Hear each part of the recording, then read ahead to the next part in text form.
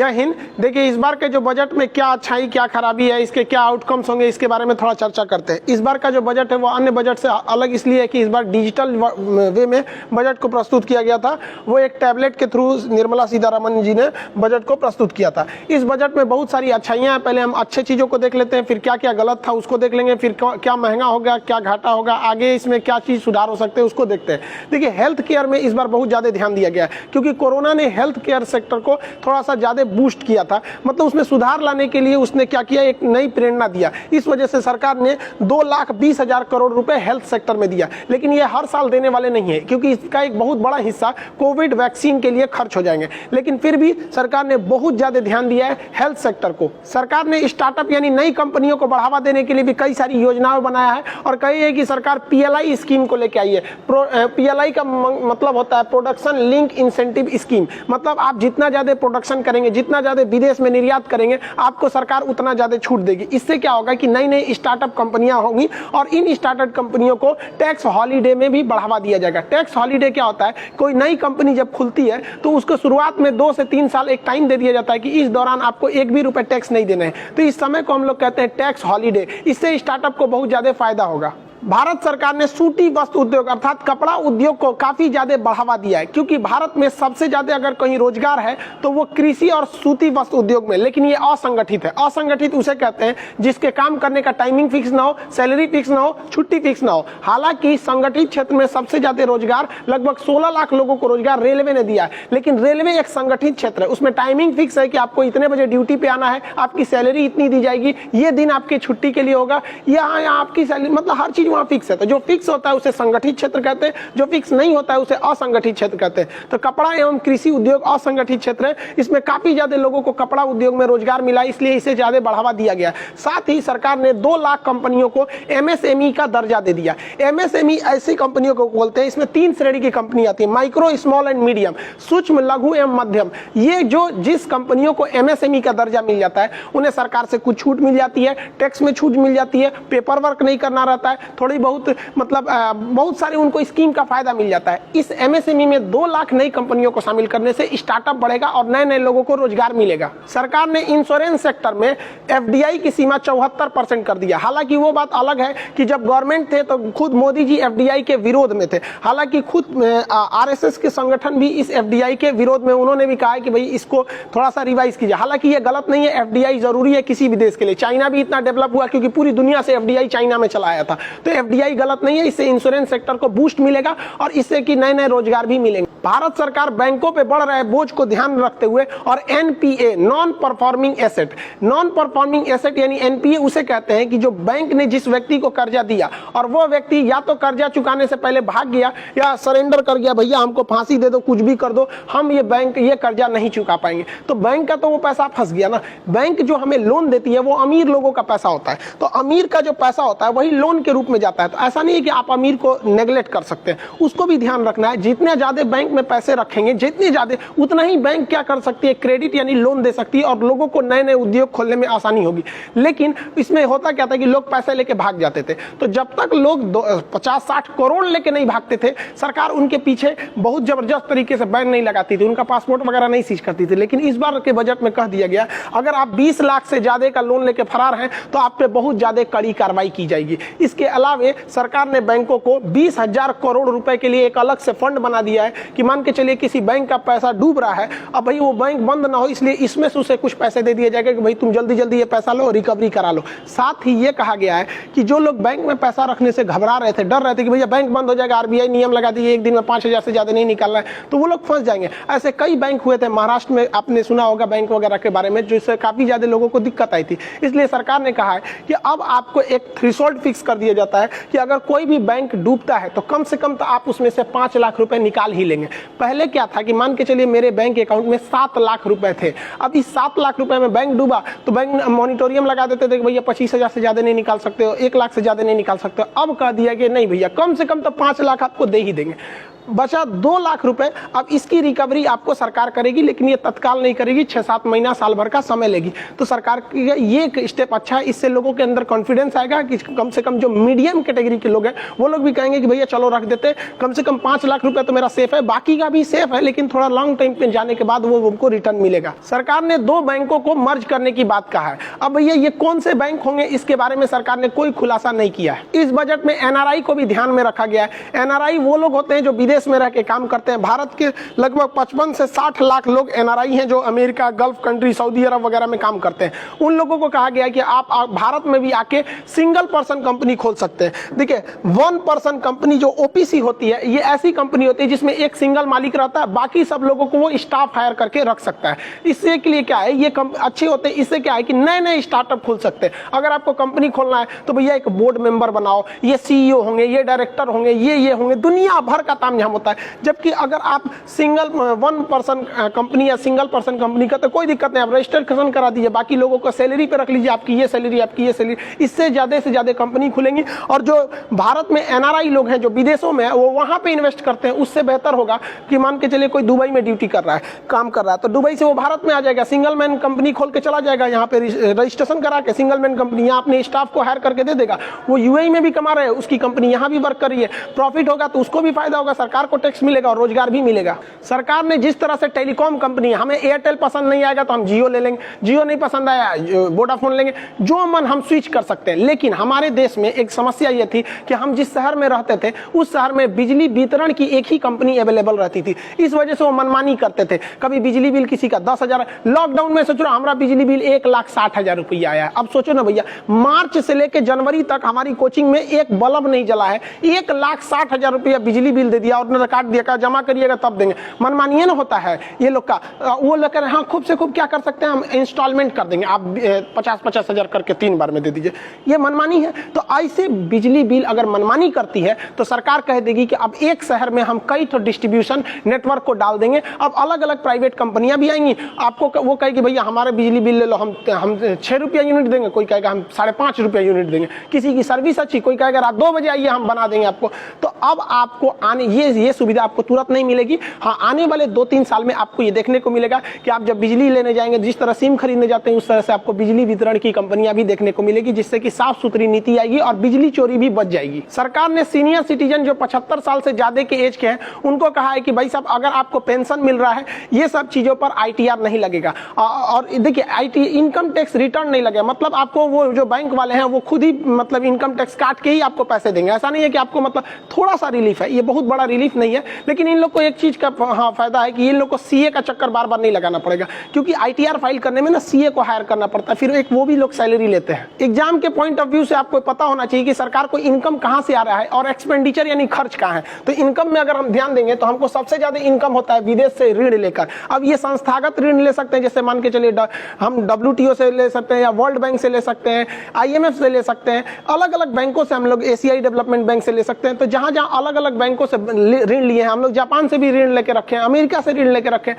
तो ये ऋण लेने से भी हमें सबसे ज्यादा इनकम होता है 36%, हमारे टोटल इनकम का 36% होता है। तो इतना याद रखिएगा, अगर हम सबसे ज्यादा कर्जा ले रहे हैं ना तो सबसे ज्यादा खर्चो होगा ब्याज में। देखिए ऋण का ब्याज भरने में सबसे ज्यादा होता है, तो यहाँ होता है। फिर जीएसटी में 15% होता है। इनका इस बार जीएसटी थोड़ा ज्यादा ही भरा गया, इसका एक रीजन भी है। सरकार को ऐसा लग रहा है बार बार जिसे जीएसटी ऐसा होगा, इसके भी देखिए लॉकडाउन जब हुआ तो हर चीज ऑनलाइन हो गई। ऑनलाइन में जीएसटी से भाग ही नहीं सकते, 1 रुपया का भी ऑनलाइन सेल कीजिएगा तो आपको जीएसटी लेना ही पड़ेगा। इस वजह से भी ये देखा गया। हालांकि टैक्स ज्यादा कलेक्शन होना देश के लिए अच्छी बात है, ताकि सरकार अच्छे से काम कर सकते। इनकम टैक्स 14% है और कॉर्पोरेशन टैक्स यानी निगम कर, कॉर्पोरेशन टैक्स उस टैक्स को कहते हैं जो बड़ी बड़ी कंपनियों पे लगता है। टाटा, बिरला, महिंद्रा, ये सब बड़ी बड़ी कंपनियों पे कॉर्पोरेशन टैक्स लगता है वहां पे। अभी नहीं कि किसी का खैनी की दुकान है, खैनी बेच रहा है, दिन भर में बेचा 60 रुपया का, उस पर कॉर्पोरेशन टैक्स ठोक दीजिए, उस पर नहीं लगता, बड़ी बड़ी कंपनियों पे लगता है यहाँ पे। तो ये 4 स्लैब आप याद रखेंगे कि सरकार के आय का मुख्य स्रोत ये है। अब सरकार का खर्च देखते हैं, एक्सपेंडिचर क्या चीज है। सबसे ज्यादा खर्च जो होता है सरकार को ऋण देने में, ऋण के बदले ब्याज चुकाने में इस सरकार का, हमारे देश का 20% पैसा इसमें खर्च हो जाता है। बाकी स्टेट को 16% डिसाइड में चला जाता है। हर स्टेट को उसके टोटल टैक्स कलेक्शन का 42% लौटाना होता है। तो जो केंद्र सरकार देखेंगे ना, यूपी को, बिहार को दे दी 2 लाख करोड़, उनको 3 लाख करोड़ ऐसे देती है, तो टोटल खर्च का राज्यों को 16% चला जाता है। और उसके बाद केंद्र सरकार योजना चलाती है, कभी किसान, प्रधानमंत्री किसान योजना, कई योजना, दुनिया भर की सरकार के 100-150 योजनाएं चल रही हैं, तो उन योजनाओं पे ये खर्च होता है। तो आप इस चीज को याद रखिएगा। सरकार का इस बजट में सबसे बड़ा फोकस रहा कि सरकार अपना खर्च बढ़ाना चाहती है। वो जानती है ज्यादा से ज्यादा खर्च करेंगे तो देश संपन्न हो जाएगा, इसलिए सरकार ने 40 लाख करोड़ रुपए खर्च करने का प्लान बना दिया। आप कहेंगे कि खर्चा करने से ऐसे कैसे बढ़ेगा? तो देखिए, मान के चलिए हमारा परिवार है, 10 लोग इस परिवार में है, हम इस परिवार के मुखिया हैं, हम सोच लेंगे कि हम पैसे खर्चा नहीं करेंगे, तो क्या मेरा परिवार कभी खुश रहेगा? नहीं, उसको जरूरत है किसी चीज का। और अगर हम दिल खोल के पैसा खर्च करेंगे तो मेरा परिवार भी खुश रहेगा। तो सरकार भी जब दिल खोल के पैसा खर्च करती है तो लोगों को रोजगार मिलता है, नई नई सड़कें बनती है, मेट्रो बनती है, स्कूल, यूनिवर्सिटी, हॉस्पिटल, बहुत सारी चीजें बनती है। तो सरकार को खर्च करना जरूरी है, लेकिन भैया जरूरी है कि सरकार के पास पैसा भी आए। तो जब देखिए, ऐसा नहीं है कि सरकार खर्च करेगी तो पैसा नहीं आएगा। सरकार खर्च करेगी तो बड़ी बड़ी कंपनियां आएंगी, लोगों का इनकम बढ़ेगा, तो बदले में वो लोग भी तो जीएसटी देंगे, इनकम टैक्स देंगे, कारपोरेशन टैक्स देंगे। तो लेकिन शुरुआत में खर्च करना पड़ेगा, इंफ्रास्ट्रक्चर बनाना पड़ेगा। तो इस बार का ये एग्जाम के लिए याद रखेंगे, 40 लाख करोड़ रुपए खर्च करने का प्रावधान रखा गया है। अब एक चीज होता है प्राइवेटाइजेशन और दूसरा होता है डिसइन्वेस्टमेंट। तो सरकार ज्यादातर चीजों को डिसइन्वेस्टमेंट कर रही है। डिसइन्वेस्टमेंट एक अलग चीज होता है, सरकार अपनी कुछ जिम्मेदारियों को प्राइवेट को दे देती है। जैसे मान के चलिए हमारा ये कोचिंग है, हम यहाँ पर क्या करते हैं, एक काम करते हैं, हमको हर चीज देखना पड़ता है। ऑफिस में क्या इंक्वायरी आ रही है, टेक्निकल टीम क्या चीज है, ऑनलाइन टीम क्या है, ऑफिस में ऑनलाइन पढ़ा रहे हैं, ऑफलाइन पढ़ा रहे हैं, फिर उस पर सिक्योरिटी है। तो हम लोग भी क्या करते हैं, डिसइन्वेस्टमेंट टाइप का एक काम कर देते हैं। कॉलिंग टीम किसी को हायर किए, भाई साहब देखो ये चीज तुमको कॉलिंग पे बताना है, तुम उन्हें बता देना, हम तुमको, ये कंपनी है, हम तुमको इसके बदले इतने पैसे दे देंगे। सिक्योरिटी वाला किसी कंपनी को हायर कर लिए कि भैया हमको यहाँ पे सिक्योरिटी दे देना, 4-5 स्टाफ दे देना। तो सरकार भी क्या करना चाहती है, अपने ज्यादा से चीजों को वो डिसइन्वेस्टमेंट करना चाहती है कि जिस चीज को गवर्नमेंट संभाल नहीं पा रही है ना, उसको वो निजी हाथों को सौंप दे रही है और इसके बदले में कुछ पैसे भी लेगी, भाई तुम इसका यूज करो यहाँ पर। अब इसमें कई चीजों का डिसइन्वेस्टमेंट किया गया है, जैसे रेलवे की फालतू पड़ी जमीन। अब आप भी के गांव से भी अगर ट्रेन गुजरती होगी तो देखते होंगे रेलवे के पास इतनी जमीन है कि ससुरा 5 गो रेलवे लाइन उसमें बिछा देगा। तो सरकार प्लान बनाई है कि जो खाली जमीन है उसे लीज पर दे दिया जाए ताकि उससे कुछ किराया आ सके। और रेलवे के जितने भी स्पेयर पार्ट है जो कचड़े हो चुके हैं, वो खामखा एक जमीन घेरे हुए हैं, सड़ रहे हैं, उससे अच्छा इसको हम लोग क्या करेंगे, किसी कंपनी को बेच देंगे, वो गला के उसका ट्रक बनाए, कुछ भी बनाए। रेलवे के सामान को दूसरा आदमी बेच भी नहीं सकता, उसको खरीदना बेचना एक तरह का गुनाह है, ये सरकार ही कर सकती है। विनिवेश यानी डिसइन्वेस्टमेंट, मतलब तो समझ ही गए, अपनी हिस्सेदारी को बेचना। तो सरकार LIC के भी अपनी हिस्सेदारी को बेचेगी, कहेगी भाई सब देखो LIC है, हमको तुम दे दो 10,000 करोड़ दे दो, LIC का इससे इतनी हिस्सेदारी ले लो। तो इसमें सरकार को क्या होगा कि कुछ हिस्सेदारी दे देगी, तो जो हिस्सेदारी खरीदता है भैया, उससे जब हिस्सेदारी खरीदेगा तो सरकार के पास भी तो पैसे आएंगे, वो भी कुछ काम करेगा। इसी के तहत इसको एयर इंडिया को भी प्राइवेट किया जाएगा। हालांकि बहुत ज्यादा 90% उम्मीद है कि एयर इंडिया को टाटा खरीद लेगी। हालांकि क्योंकि एयर इंडिया की शुरुआत जमशेदजी टाटा के समय पे ही हुई थी, तो ये टाटा के लिए एक समझ जाइए तो एक ड्रीम प्रोजेक्ट है कि उसी के खानदान ने एयर इंडिया चालू किया था और दोबारा उन्होंने ही उसे खरीद रहे हैं। कौन जो कंटेनर को ले जाती है, इसको तो प्राइवेटाइजेशन या डिसइन्वेस्टमेंट के थ्रू सरकार इसको भी अपने दिमाग से हटाएगी कि भैया ये सब काम तुम ही करो। यहाँ भारत सरकार का BPCL जो है बहुत ज्यादा फायदे में चल रहा है। भारत सरकार को पता है कि अगर हम इसकी कुछ हिस्सेदारी बेचेंगे तो हमको बहुत ज्यादा पैसे आएंगे, क्योंकि सरकार जो है वो 40 लाख करोड़ रुपए खर्च करने जा रही है, जबकि कोविड-19 की वजह से सरकार का हाथ खाली है, GDP नीचे गया था, तो पैसा लाएंगे कहां से, छाप देंगे? बेवकूफ थोड़ी है सरकार, वेनेजुएला की तरह है का, नोट छाप के बर्बाद करेंगे। हम एक वीडियो बनाए थे कि दुनिया का सबसे बेवकूफ वित्त मंत्री होगा जो नोट छाप के गरीबी दूर करेगा। हो ही नहीं सकता, और महंगाई बढ़ जाएगी। उसका लिंक डिस्क्रिप्शन में दे देंगे, मन करेगा तो देख लीजिएगा उसको। तो सरकार को पता है कि भैया हम खाली कबाड़ चीज बेचेंगे तो हमारे पास पैसे नहीं आएंगे, तो BPCL को सरकार की इसमें से कुछ हिस्सेदारी बेच देगी, जिससे कि सरकार के पास बहुत पैसा आ सके और वो खरीद सके। स्टील कारखानों को, रेलवे का जो DFC है, जो डेडिकेटेड फ्रेट कॉरिडोर, वो वाली रेलवे लाइन को भी सरकार उसे प्राइवेटाइजेशन करेगी, ट्रांसमिशन लाइन को प्राइवेटाइजेशन करेगी। इससे एक और फायदा होगा भाई साहब कि जो ट्रांसमिशन लाइन है इसका रख रखाव सरकारी कंपनी अच्छे से नहीं कर पाती थी सर, तो प्राइवेट कंपनियां रहेंगी तो उसमें और अच्छा रहेगा कि भाई आप लोग अपना अपना ट्रांसमिशन लाइन को देखते चलिए। इस डिसइन्वेस्टमेंट के तहत एक और चीज़ है कि इससे जो पैसे आएंगे उससे सरकार इन्वेस्ट करेगी और उससे भारत सरकार के छोटे छोटे शहरों में जहाँ जाम लगना एक आम समस्या है, किसी भी शहर का विकास तभी होगा जब आप वहाँ सुगमता से जा सकते हैं। नोएडा, दिल्ली, गुड़गांव, यहाँ 10 किलोमीटर जाने का मतलब 10 मिनट बहुत हो जाता है। यहाँ नोएडा, यहाँ वाले एरिया में मेट्रो है, चौड़ी सड़कें। थोड़ा पटना में आके चलिए ना, 10 मिनट में 2-2 घंटा लग सकता है। पटना में 10 किलोमीटर में आपको 2 घंटे लग सकते हैं। पटना के इस शहर से उस शहर जाना, इस कोना से उस कोना, 2-3 घंटे बर्बाद हो जाएंगे। इसलिए सरकार को पता है कि हमें मेट्रो चलाना है, बट मेट्रो पे खर्च ज़्यादा आएगा, इसलिए लाइट मेट्रो चलाया जाएगा जिसकी सुविधाएं मेट्रो की तरह होती है लेकिन खर्च बहुत कम आते हैं। और सरकार ने पूरी तरह से मन बना लिया है कि विद्युत रेलवे को अगले साल तक 100% इलेक्ट्रीफाई करेंगे। इससे 3-4 फायदा होगा। हमें अरब देशों पर डिपेंडेंट रहना पड़ता है पेट्रोल के लिए, पेट्रोल का डिपेंडेंसी घट जाएगी जिससे हमारे ऊपर पॉलिटिकल दबाव घटेगा, उन्हें पैसे देना पड़ता है वो घटेगा। 12,000 करोड़ को फायदा होगा रेलवे अगर विद्युतीकरण हो जाए तब, और इससे सबसे बड़ा पर्यावरण को बहुत ज्यादा फायदा होगा। सरकार ने सबसे ज्यादा अगर कहीं काम किया तो भाई साहब इंफ्रास्ट्रक्चर पे जबरदस्त काम किया है, और ये रोड ट्रांसपोर्टेशन में, हाईवेज वगैरह में इतना बेहतरीन सरकार ने काम किया है। 85-100 किलोमीटर का नया एक्सप्रेसवे हाईवे वगैरह को बनाया जाएगा, और पर डे सरकार ने लक्ष्य रखा है कि वो 22 किलोमीटर सड़क बनाएगी।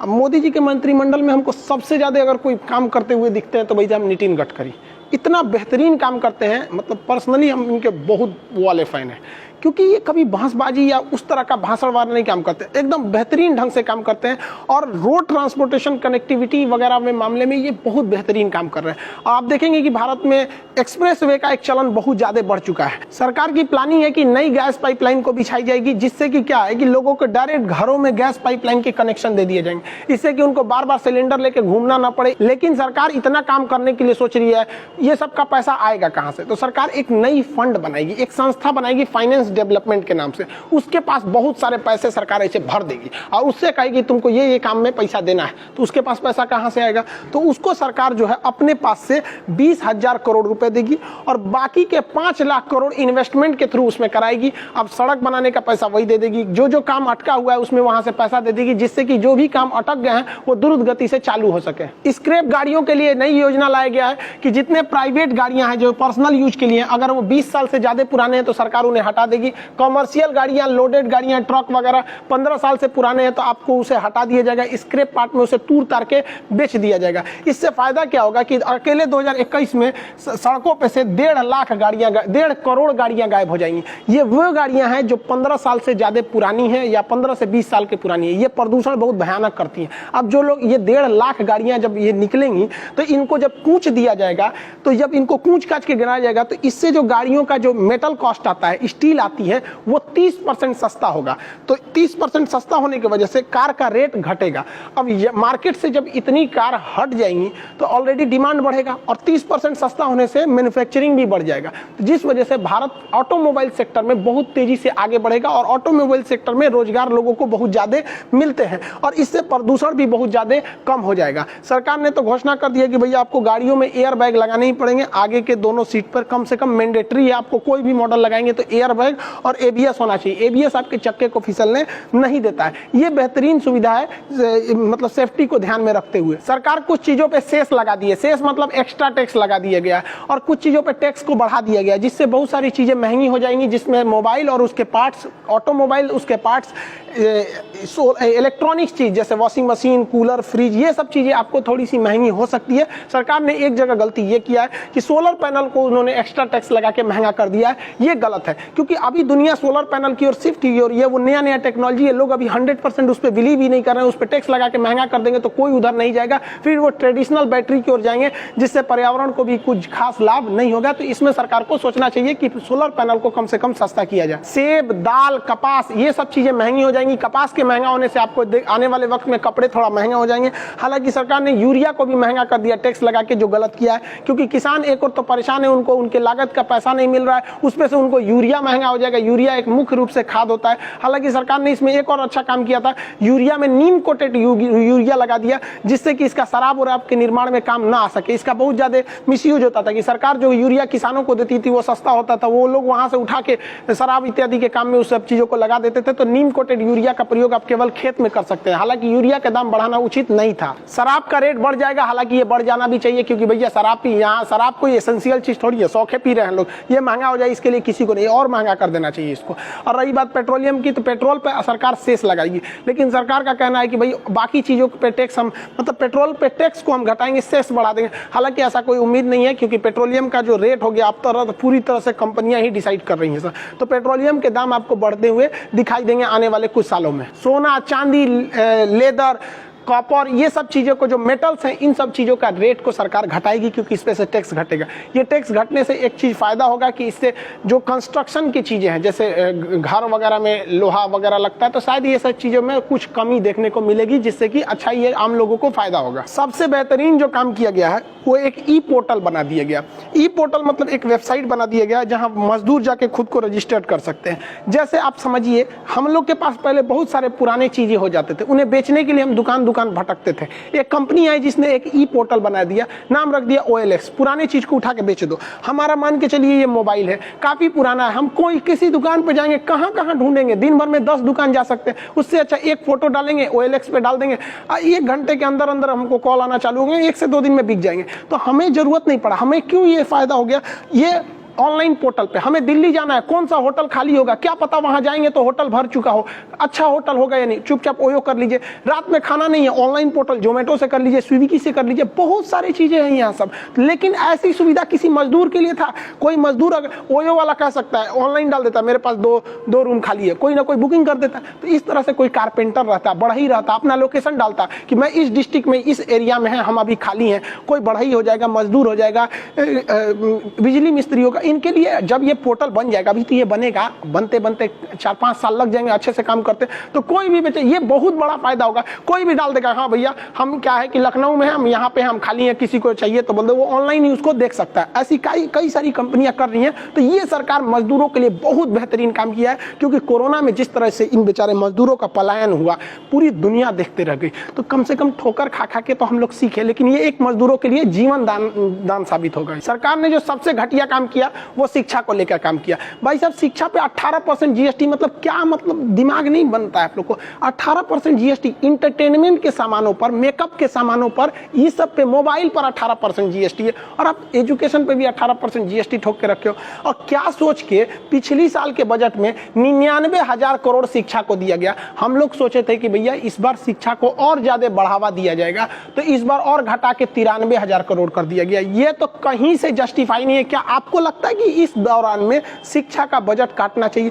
हद है भाई साहब। हालांकि सरकार ने 100 नए सैनिक स्कूल खोलने की बात कही है, लेकिन इतना कम बजट देना, वो भी भारत जैसे अल्प शिक्षित जगह को, जिसमें हम लोग कहते हैं कि सबको शिक्षा होना है, विश्व गुरु बनना है, तो भैया पैसा काट देंगे तो कहां से विश्व गुरु हो जाएंगे हम लोग व्हाट्सएप पे। सरकार ने पिछले साल कुंभ के लिए 2200 करोड़ रुपए दिए थे, और इस बार दिल्ली सरकार को 325 करोड़ रुपए दिए। दिल्ली सरकार का दिमाग ही काम नहीं कर रहा है। और बांटिए, आप फ्री बांटिए। भाई मोदी जी को 325 करोड़ में देखिए क्या मिलने वाला है। तो भाई साहब ये तो गलत है भाई। दिल्ली को इतना कम पैसे नहीं देने चाहिए।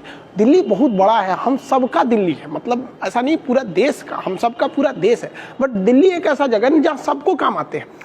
आप दिल्ली ऐसे देखेंगे, वहाँ हर जगह के लोग आएंगे, हर जगह वहाँ इंफ्रास्ट्रक्चर रहना जरूरी है। 325 करोड़ में क्या होगा? ये पुल नहीं बनेगा बढ़िया से 325 करोड़ में। इसका अब दिल्ली सरकार क्या करे? केंद्र सरकार के आगे तो कुछ नहीं कर सकती। एगो स्टेट भी तो नहीं हो, तो यूनियन टेरिटरी है। चलिए आगे अब देखते हैं तो किसानों के लिए क्या हुआ। किसानों के लिए कुछ खास नहीं हुआ है, बस वैसे ऊपर के वादे किए गए हैं कि हम MSP के ये करेंगे, कुछ खास होने वाला नहीं है। किसानों के लिए कितना हो सकता है आप बस अंदाजा लगाइए इस बार से, कि आप गन्ने का जो एक जूस पीते हैं ना, गन्ने का 10-5 रुपए का मिलता होगा, लेकिन सरकार किसानों को गन्ना कितने रुपए में खरीदती है पता है? 3.5 रुपया प्रति केजी। ये रेट है भारत में गन्ना का। उसके बाद सुनिए, क्वेश्चन पूछता है कि खेत में सबसे ज्यादा समय तक कौन फसल रहती है, तो गन्ना रहता है। 10 महीने तक फसल रहती है। उसके बाद जब वो गन्ना काटता है ना ये किसान, और उसके बाद जब बेचता है, तो बिकने के बाद इन लोग को तुरंत पैसा नहीं मिलता है, 4-5 महीना बाद पैसा आता है चीनी मिल से। वो भी सोचिए यार क्या हाल हो गया है कि 3.5 रुपया किलो लेकिन जनता को ये बात खराब ना लगे इसलिए इसे अलग ढंग से प्रस्तुत किया जाता है। कहा जाता है कि भाई गन्ने का रेट क्या है, तो भाई 350 रुपये प्रति 100 kg प्रति क्विंटल मिलेगा। तो भैया बतिया तो बराबर है, दोनों बात तो बराबर है। 350 रुपये का मतलब कितना रुपये किलो हो गया? 3.5 रुपये किलो हो गया। अभी भाई किसान ये आंदोलन करके 3.5 रुपया लाए हैं, पहले 3 रुपया 30 पैसा बिकता था। 2018 में किसानों ने बहुत बड़ा आंदोलन किया था पश्चिमी उत्तर प्रदेश का, तो इसे बढ़ाकर 3 रुपया 20 पैसे से बढ़ाकर 3 रुपया 50 पैसा किया गया है। और किसान सब क्या गलत, आप अपनी दुनिया भाई 3.5 रुपया किलो गन्ना, मतलब आपको लगता है बेचारा किसान 10 महीने खेत में लगाया है, क्या उसको बचेगा? डिफेंस सेक्टर में सरकार ने 4,80,000 करोड़ दिया, हालांकि इसका एक बहुत बड़ा अमाउंट जो है वो पेंशन और सैलरी देने में खत्म हो जाता है। 50% ही शुद्ध रूप से सेना को बच पाता है। हालांकि सरकार ने अलग से मॉडर्नाइजेशन के लिए बजट बनाए हैं, लेकिन फिर भी जब हमें चीन को देखते हैं तो ये बजट बहुत ही बौना साबित हो जाता है। लेकिन फिर भी हमें सब कुछ देख के चलता है। पाकिस्तान के हिसाब से बजट सही है, बट चाइना की कंपेरिजन में बजट सही नहीं है। लेकिन फिर भी हमें और थोड़ा कर सकते थे डिफेंस के सेक्टर में, लेकिन कोविड-19 की वजह से अर्थव्यवस्था गिरी हुई थी। रेलवे के लिए 1,40,000 करोड़ रुपए अलॉट किए गए हैं। हालांकि रेलवे जो है DFCCL जब आ जाएगी तो कुछ प्रॉफिट में आएगी। बजट में चुनाव का खासा ध्यान रखा गया है। केरल, तमिलनाडु, पश्चिम बंगाल और असम के चुनाव को ध्यान में रखते हुए यहाँ के लोगों के लिए लुभावने वादे किए गए हैं। ये परंपरा भारत में 1951 से ही चलती आ रही है। जब चुनाव है तो उधर थोड़ा सा ज्यादा ध्यान दे दो, उस राज्य के मंत्रियों को थोड़ा सा ज्यादा समय दे दो। इस बजट में क्या नहीं किया गया, तो भ्रष्टाचार को रोकने के लिए कोई कदम नहीं बढ़ाए गए हैं। ट्रस्ट के टैक्स के अगर परसेंटेज घटा दिए गए रहते तो लोग ज्यादा से ज्यादा टैक्स दे देते। हमेशा यही देखा गया है कि टैक्स अगर कम रहता है तो लोग आराम से टैक्स देते हैं, चलो इतना जाओ। सरकार को अगर लगता है कि नहीं हम किसी से इनकम टैक्स 30%, 40% वसूल लेंगे, तो भाई साहब आप अगर होशियार है ना, तो हिंदुस्तान में एक से एक CA बैठे हैं, सब एक से एक कारपोरेट वकील बैठे हैं, सब 25 ठो दिमाग देते हैं कि सर ऐसे कर लीजिए, ऐसे कर लीजिए, ऐसे ऐसे टैक्स बचता है। आप सरकार को भी पता होगा, तो कोशिश करना चाहिए यहाँ पर। हालांकि सरकार ने टैक्स के स्लैब में चेंजिंग नहीं किया, हालांकि ये बहुत अच्छा चीज है। हर साल टैक्स के स्लैब में चेंज हो जाता था, जिस वजह से लोगों को दिमाग मतलब परेशान हो जाता था इस साल का टैक्स स्लैब क्या चीज है। देखिए इस बार एक और चीज है, सरकार को कोशिश करना चाहिए कि जो नई नई कंपनी आई हैं वो रजिस्ट्रेशन करा ले। रजिस्ट्रेशन अगर कंपनी कराती है तो सरकार को उन्हें कुछ छूट देना चाहिए ताकि वो लोग रजिस्ट्रेशन करा ले। अगर रजिस्ट्रेशन करा लेगी तो टैक्स देगी, अगर रजिस्टर्ड ही नहीं है तो टैक्स देने का सवाल ही नहीं पैदा होता है। ये बजट जो था वो देश के लिए था और अच्छा भी है। ये सब लोग जानते हैं कि सरकार जब चुनाव जीत के आती है तो शुरुआत के 3 साल काफी हार्ड डिसीजन लेती है, और 3 साल के बाद जो चौथा 5वां साल होता है उसमें जो बजट लाया जाता है वो लोगों के लिए लाया जाता है। तो एक्चुअली ये बजट देश को ध्यान में रख के था, नागरिकों को रखकर ध्यान में कतई नहीं था। इसलिए आप देखेंगे तो नागरिकों को बहुत ज्यादा फायदा नहीं होने वाला, और यही रूल चलता भी रहता है। पूरी दुनिया में यही चलता है, जहां जहां लोकतंत्र की शुरुआत के 3 साल में कड़वी दवा खिला दो, लास्ट के 2 साल में मीठा मीठा खिला के अगली साल में चुनाव में हम लोग निकल जाएंगे।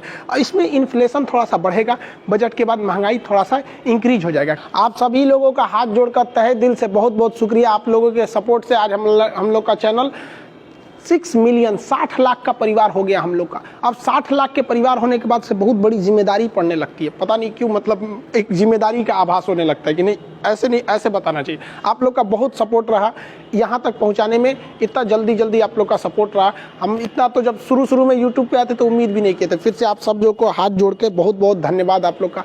अब इस जब 6 मिलियन हुआ तो भाई देखिए स्टूडेंट लोग, आप लोग को हम क्या बताएं कि जो एटलस का बैच था ना, एटलस के बैच में एडमिशन मतलब एकदम ओवर है, इसमें हम लोग नहीं ले सकते। हम लोग कोशिश कर रहे हैं, सर्वर में जगह बच जाएगा तो आगे बढ़ा सकते हैं। यहाँ पे हिस्ट्री में एडमिशन क्लोज थे, बट बहुत ज़्यादा रिक्वेस्ट होने की वजह से और पटना ऑफलाइन में जगह ना होने की वजह से हिस्ट्री में एडमिशन आप लोग का खोला जाएगा, और बस मैं 2 से 3 घंटे के लिए एडमिशन इसमें अलाउ किया जाएगा आपका, और महज 1 से 1.5 लाख लड़कों का एडमिशन लेंगे, क्योंकि सर्वर इतना ज़्यादा क्रैश हो चुका है, मतलब इतना प्रॉब्लम है कि ज्योग्राफी का क्लास नहीं हो पा रहा है। और बायोलॉजी में इसमें एडमिशन चल सकता है, बायोलॉजी का क्लास मंगलवार से आएगा, तो इसमें आप लोग इनरोल हो सकते हैं। इसमें बस 1 से 1.5 लाख लड़के इसमें आएंगे, और ज्योग्राफी का क्लास को हम लोग सर्वर में जब जगह रहेगा तो हम आपको इसका प्रोवाइड करा दिया जाएगा। समझ में आ गया? अब एप्लीकेशन पे देखेंगे तो 11 लाख स्टूडेंट हो चुके हैं सब, और गूगल एप्लीकेशन जो होता है प्ले स्टोर, वो हम लोग को मेल कर रहा है कि मतलब वहाँ पे लिखना चाहिए ना 1 मिलियन, वो लिखता है केवल 500K, मतलब 5 लाख प्लस। वो कहता है कि हम अभी वेरीफाई कर रहे हैं, आपका इतना जल्दी कैसे बढ़ गया।